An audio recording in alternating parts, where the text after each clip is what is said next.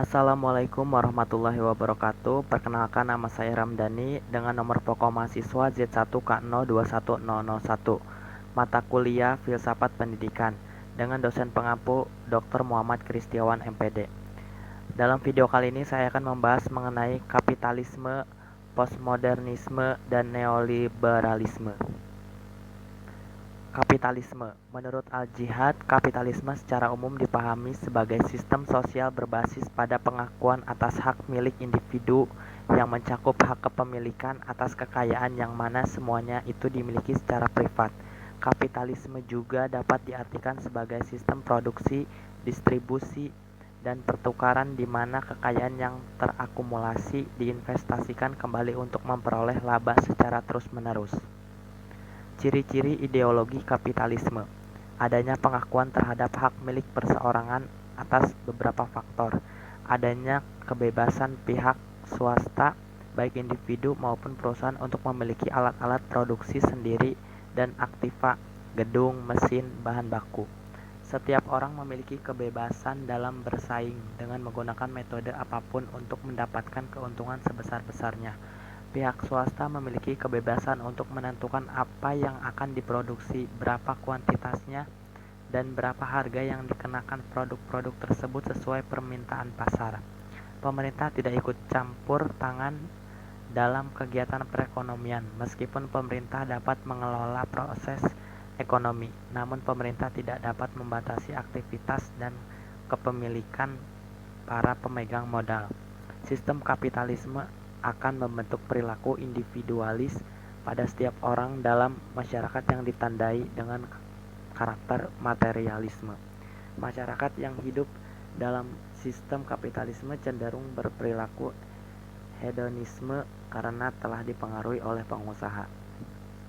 Kelebihan dari kapitalisme: cenderung lebih efisien dalam memanfaatkan berbagai sumber daya dan distribusi barang. Masyarakat menjadi lebih kreatif karena adanya keinginan untuk memperbaiki diri agar bisa bersaing. Pertumbuhan ekonomi semakin pesat karena adanya kompetisi pasar. Adanya penghargaan besar terhadap kerja keras seseorang dalam bisnis. Konsumen dapat mengatur pasar karena adanya persaingan harga antar pebisnis. Kekurangan dari kapitalisme: timbulnya pasar persaingan tidak sempurna dan pasar persaingan monopolistik. Persaingan antar bisnis sering menimbulkan konflik dan ketidakadilan, di mana hanya pengusaha bermodal besar yang menjadi penguasa pasar. Sistem kapitalisme membuat perekonomian hanya berorientasi pada uang saja, sehingga para pengusaha menjadi materialistik. Perusahaan besar hanya berorientasi pada keuntungan sehingga sering mengambil alih perusahaan yang lebih kecil. Timbulnya eksploitasi terhadap sumber daya alam demi untuk mencari keuntungan sebesar-besarnya. Selanjutnya ada postmodernisme.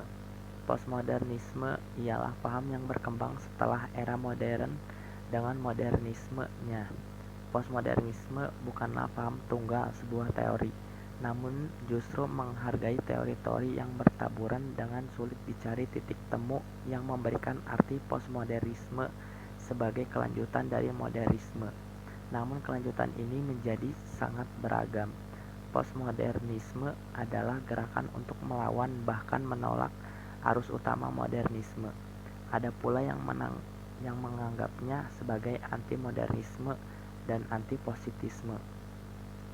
Asas-asas postmodernisme: penaifan terhadap keuniversilan suatu pemikiran, penekanan akan terjadinya pergolakan pada identitas personal maupun sosial secara terus-menerus sebagai ganti dari permanen yang amat mereka tentang, pengingkaran atas semua jenis ideologi, pemudaran kepercayaan pada agama yang bersifat transenden, dan diterimanya pandangan pluralisme, realisme, kebenaran.